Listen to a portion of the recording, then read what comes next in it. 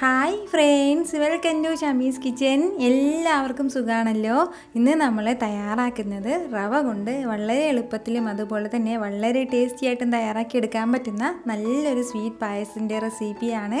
അപ്പോൾ എല്ലാവരും ഒന്ന് സ്കിപ്പ് ചെയ്യാതെ കണ്ടേക്കണം. കൂടെ തന്നെ നമ്മുടെ ഷമീസ് കിച്ചൻ ചാനൽ ഇതുവരെയും സബ്സ്ക്രൈബ് ചെയ്യാത്തവരുണ്ടെങ്കിൽ അല്ലെങ്കിൽ ഇതാദ്യമായിട്ടാണ് കാണുന്നതെങ്കിൽ പ്ലീസ് ഒന്ന് സബ്സ്ക്രൈബ് ചെയ്തേക്കണേ. ആ തൊട്ടടുത്ത് കാണുന്ന ബെല്ലേക്കൻ ഓൾ കൂടി ഒന്നും മറക്കാതെ പ്രസ് ചെയ്തേക്കണം. എന്നാൽ ശരി, നമുക്ക് വേഗം വീഡിയോയിലേക്ക് പോകാം. നമ്മുടെ ഈ സ്വീറ്റ് പായസം തയ്യാറാക്കി എടുക്കാൻ വേണ്ടിയിട്ട് ഫസ്റ്റ് നമുക്ക് വേണ്ടതെന്തെന്ന് വെച്ചാൽ ഇതുപോലെ ഒരു ടേബിൾ സ്പൂണിൽ നിന്ന് ഒരല്പം കൂടി കുറവായിട്ട്, ഇതിപ്പോൾ 1 ടീസ്പൂൺ അളവിൽ മാത്രമേ ഉണ്ടാവുള്ളൂ, ഒരല്പം മാത്രം നെയ്യൊന്ന് നമുക്കൊരു കടായിലേക്ക് ചേർത്ത് കൊടുക്കാം. നെയ്യിൽ തന്നെ തയ്യാറാക്കി എടുക്കണം കേട്ടോ. നെയ്യൊന്ന് ചൂടായി കഴിഞ്ഞാൽ പിന്നെ നമുക്കിതിലേക്ക് വേണ്ടത് ഇതുപോലെ ഒരു 1/4 കപ്പ് അളവിൽ റവയാണ്. ഇതിപ്പോൾ വറുത്ത റവയാണ് എടുത്തിട്ടുള്ളത്, വറുക്കാത്ത റവയാണെന്നുണ്ടെങ്കിലും പ്രശ്നമൊന്നുമില്ല. അപ്പോൾ ഇത് 1/2 കപ്പിൻ്റെ മെഷർമെൻറ്റ് കപ്പാണ്, അതിലൊരു 1/4 കപ്പ് അളവിൽ റവ ഇതുപോലെ ഈ ഒരളവിൽ മാത്രമേ നമ്മൾ ചേർക്കുന്നുള്ളൂ. റവ ചേർത്ത് കൊടുത്തതിന് ശേഷം ഇത് നന്നായിട്ട് നമ്മളൊന്ന് വറുത്ത് കൊടുക്കണം. അതായത് ഒരു ലോ ഫ്ലെയിമിനും മീഡിയം ഫ്ലെയിമിനും ഇടയ്ക്ക് വെച്ചിട്ട് പെട്ടെന്ന് തന്നെ 1 മിനിറ്റിന് അത്രയും വേണ്ട, വളരെ കുറച്ച് മാത്രമേ റവ ചേർത്തിട്ടുള്ളൂ. അപ്പോൾ അതിൻ്റെ പേരിൽ വളരെ ചെറുതായിട്ട് പെട്ടെന്ന് തന്നെ നമുക്ക് ഒന്ന് വറുത്തെടുക്കാം. അപ്പോൾ 30 സെക്കൻഡ് മീഡിയം ഫ്ലെയിമിൽ നിന്ന് ഒരല്പം കൂടി കുറച്ച് വെച്ച് കൊടുത്തിട്ട് നല്ലതുപോലെ ഇതൊന്ന് വറുത്തെടുക്കാം. വളരെ കുറച്ച് സമയം മാത്രം ഇതുപോലെ ഒന്ന് വറുത്ത് കൊടുത്തപ്പോഴത്തേക്കും നമ്മുടെ റവയെല്ലാം നന്നായിട്ടൊന്ന് വറന്ന് കിട്ടിയിട്ടുണ്ട്. ഇപ്പം തന്നെ നല്ലൊരു മണമെല്ലാം വരികയാണ്. അപ്പോൾ ആ നെയ്യിൻ്റെയും ആ റവയൊക്കെ ചൂടായി വരുമ്പോൾ നല്ലൊരു മണമാണ് കിട്ടുന്നത്.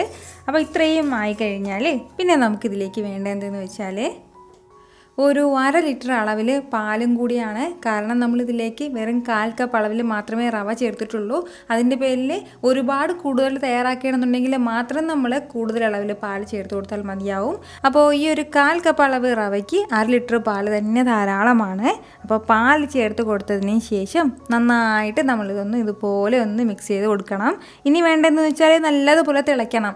നല്ലതുപോലെ ഒന്ന് തിളച്ച് തുടങ്ങുമ്പോഴത്തേക്കും നമ്മുടെ റവയെല്ലാം നന്നായിട്ടൊന്ന് കുറുകി തുടങ്ങിക്കോളും. നമ്മളിതാ വെച്ച് കൊടുത്ത പാലൊക്കെ നന്നായിട്ടൊന്ന് തിളച്ച് തുടങ്ങിയിട്ടുണ്ട്. അപ്പോൾ ഇതുപോലെ ഒന്ന് പാലൊക്കെ ഒന്ന് തിളച്ച് തുടങ്ങുമ്പോഴത്തേക്കും ആ റവയെല്ലാം നന്നായിട്ടൊന്ന് കുതിർന്ന് കിട്ടിക്കോളും. ഇതിൽ കൂടുതൽ നമുക്ക് കാണുമ്പോഴത്തേക്കും ഒരു 1/4 കപ്പ് അളവിൽ മാത്രം റവ കാണുമ്പോഴത്തേക്കും ഇത് കുറഞ്ഞു പോയി തോന്നും. പക്ഷേ അങ്ങനെയല്ല. ഇതുപോലെ 1/2 ലിറ്റർ പാലിന് ഇത്രയും തന്നെ ധാരാളമാണ്. ഇനി കൂടുതൽ ചേർക്കരുത്, എങ്കിൽ പിന്നെ നല്ല കട്ടിയായി പോകും. നമുക്ക് അത്രയ്ക്കും കട്ടിക്കല്ല നമ്മൾ തയ്യാറാക്കി എടുക്കുന്നത്. അപ്പോൾ ഇതുപോലെ പാലൊക്കെ നന്നായിട്ട് തിളച്ച് തുടങ്ങിയപ്പോഴത്തേക്കും റവയും ഇതുപോലെ ഒന്ന് കുറുകി കിട്ടിയിട്ടുണ്ട്. ഇതിപ്പോൾ ഏകദേശം ഒരു 2 മിനിറ്റോളം ആയിട്ടുണ്ട്. 2 മിനിറ്റ് കൊണ്ട് തന്നെ നന്നായിട്ട് ഇതൊന്ന് തിളച്ച് തുടങ്ങിയിട്ടുണ്ട്. അപ്പോൾ ഇതുപോലെ ഒന്ന് തിളച്ച് തുടങ്ങിക്കഴിഞ്ഞാൽ പിന്നെ നമുക്കിതിലേക്ക് വേണ്ടത് എന്തെന്ന് വെച്ചാൽ ഒരു 2-3 ഏലക്ക ഒന്ന് ചെറുതായിട്ട് ഇട്ട് കൊടുക്കണം. അല്ലാന്നുണ്ടെങ്കിൽ ഏലക്ക പൊടിച്ച് ചേർത്ത് കൊടുത്താലും മതിയാവും. അപ്പോൾ ആ ഏലക്കയുടെ നല്ലൊരു ഫ്ലേവർ ഉണ്ടാവും, അതിന് വേണ്ടിയിട്ടാണ്. പിന്നെ അതുപോലെ തന്നെ നമുക്കിതിലേക്ക് വേണ്ടതാണ് മധുരത്തിന് ആവശ്യമായിട്ടുള്ള പഞ്ചസാരയും കൂടി. പഞ്ചസാരയുടെ അളവ് ഒരുപാട് കൂട്ടാൻ വേണ്ടി നിൽക്കണ്ട, കാരണം നമ്മളിത് വളരെ കുറച്ച് മാത്രമാണ് തയ്യാറാക്കുന്നത്. അപ്പോൾ പഞ്ചസാര മധുരം കൂടിപ്പോയാൽ പ്രശ്നമാവും. അപ്പോൾ അതിൻ്റെ പേരിൽ നോക്കി വേണം ചേർക്കാനായിട്ട്. ഇതുപോലെ വളരെ കുറച്ച് മാത്രം പഞ്ചസാരയും ചേർത്ത് കൊടുത്തതിന് ശേഷം വീണ്ടും നന്നായിട്ടൊന്ന് മിക്സ് ചെയ്യണം. പഞ്ചസാരയൊക്കെ ഒന്ന് തിളച്ച് തുടങ്ങട്ടെ. വളരെ പെട്ടെന്ന് തയ്യാറാക്കി എടുക്കുന്ന ഒരു പായസം റെസിപ്പിയാണ് കേട്ടോ. വളരെ ടേസ്റ്റിയുമാണ്. ഇതിൻ്റെ കൂടെ നമ്മൾ ഈ താളിച്ച് ചേർക്കുന്നതിലാണ് അതിൻ്റെ ആ പെർഫെക്റ്റ് ടേസ്റ്റ് കിട്ടാനിരിക്കുന്നത്. അപ്പോൾ നമ്മുടെ പകുതിയോളം പായസം ഇപ്പോൾ റെഡി ആയിട്ടുണ്ട്. വേറെ ഒന്നും നമ്മളിതിലേക്ക് ചേർക്കുന്നില്ല. നമുക്ക് വേണമെന്നുണ്ടെങ്കിൽ ഇതിലേക്ക് കുറച്ച് കളറൊക്കെ ചേർത്ത് കൊടുക്കാം.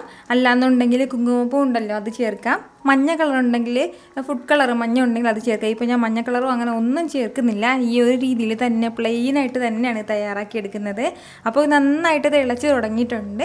നല്ലതുപോലെ ഇതുപോലെ പഞ്ചസാരയൊക്കെ നന്നായിട്ടൊന്ന് മെൽറ്റായി കഴിഞ്ഞാൽ പിന്നെ നമുക്ക് വേണ്ടതെന്ന് വെച്ചാൽ ഇതൊരു സൈഡിലേക്ക് ഒന്ന് മാറ്റി വയ്ക്കാം. അതിനുശേഷം ഇതിന് മുകളിലേക്ക് താളിച്ച് ചേർക്കാനുണ്ട്.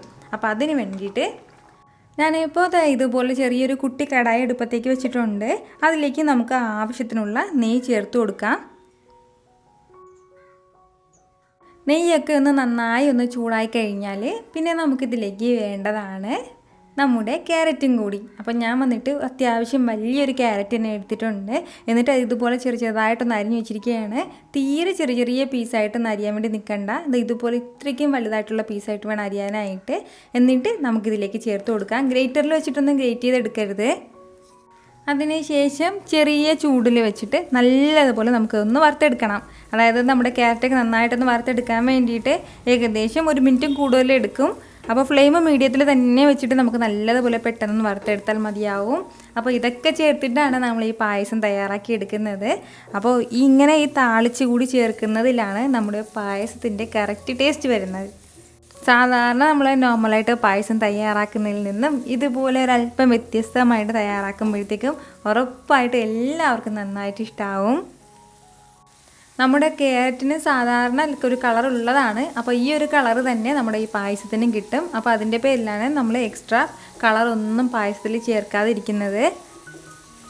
ഫസ്റ്റിലേ തന്നെ നമ്മളിതുപോലെയൊക്കെ ഒന്ന് താളിച്ചിട്ട് എന്നിട്ട് അതിൻ്റെ പുറത്തേക്ക് പിന്നീട് റവയൊക്കെ ചേർത്തിട്ട് തയ്യാറാക്കാമോ എന്ന് അങ്ങനെ വിചാരിക്കരുത്. കാരണം അങ്ങനെ പറ്റില്ല. കാരണം അങ്ങനെ ചെയ്യുകയാണെന്നുണ്ടെങ്കിൽ നമ്മുടെ ഈ ക്യാരറ്റെല്ലാം നന്നായിട്ടൊന്ന് വെന്ത് കുഴഞ്ഞു പോകും, അതിലേക്ക് കുഴഞ്ഞ് ചേർന്ന് കളയും. അപ്പോൾ അങ്ങനെയല്ല നമുക്ക് വേണ്ടത്. ഇതുപോലെ കുട്ടി കുട്ടി പീസായിട്ട് തന്നെ നമ്മുടെ പായസത്തിലേക്ക് എടുക്കേണ്ടതാണ്.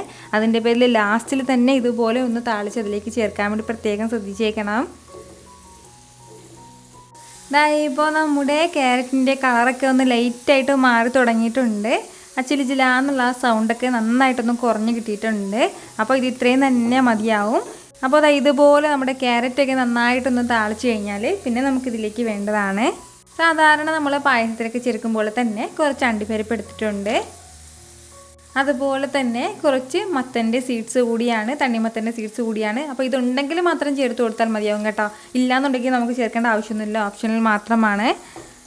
ഫസ്റ്റിലേ നമ്മൾ ഈ അണ്ടിപ്പരിപ്പൊക്കെ ചേർക്കുകയാണെന്നുണ്ടെങ്കിൽ ഈ നമ്മുടെ ക്യാരറ്റൊക്കെ ഇതുപോലെ ഒന്ന് കളർ മാറി കിട്ടുന്ന സമയം കൊണ്ട് അതെല്ലാം കരിഞ്ഞു പോകും. അതിൻ്റെ പേരിൽ നമ്മുടെ ക്യാരറ്റ് നന്നായിട്ട് റെഡി ആയതിനു ശേഷം മാത്രമേ ഇതുപോലെ അണ്ടിപ്പരിപ്പൊക്കെ ചേർക്കാൻ പാടുള്ളൂ.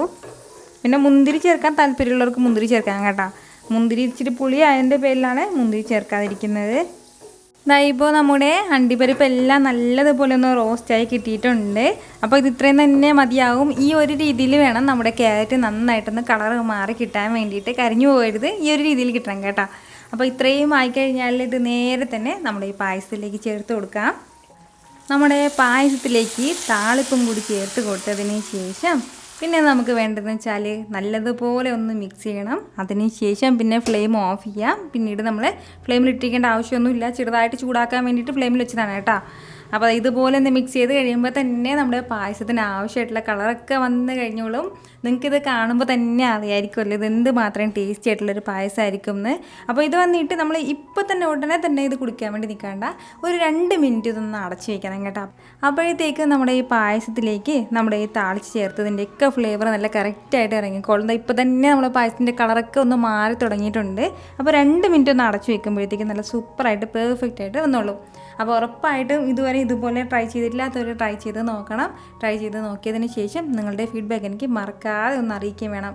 കാരണം നിങ്ങളുടെ ഫീഡ്ബാക്ക് കാണുമ്പോഴായിരിക്കും അത് മറ്റുള്ളവർക്ക് ഒന്ന് തയ്യാറാക്കി നോക്കാനുള്ളൊരു പ്രചോദനം ഉണ്ടാവുന്നത്. അപ്പോൾ ഈ വീഡിയോ നിങ്ങൾക്ക് ഇഷ്ടമായിട്ടുണ്ടെന്നാണ് എൻ്റെ വിശ്വാസം. ഇഷ്ടമായാൽ ഇതൊന്ന് ലൈക്ക് ചെയ്തേക്കണം. ഇത് മറ്റുള്ളവരും കാണണമെന്ന് ആഗ്രഹിക്കുന്നുണ്ടെങ്കിൽ നിങ്ങളുടെ ഫ്രണ്ട്സിനും ഫാമിലിക്കും എല്ലാവർക്കും ഒന്ന് ഷെയർ ചെയ്ത് കൊടുക്കാനും മറക്കരുത്. വീണ്ടും നല്ല ഉഷാറ് വീഡിയോ ആയിട്ട് ഞാൻ വരുന്നതായിരിക്കും. അതുവരേക്കും എല്ലാവരും ഹാപ്പി ആയിട്ടിരിക്കുക, സന്തോഷമായിട്ടിരിക്കുക, എല്ലാവരും സേഫ് ആയിട്ടിരിക്കണം. Take care friends.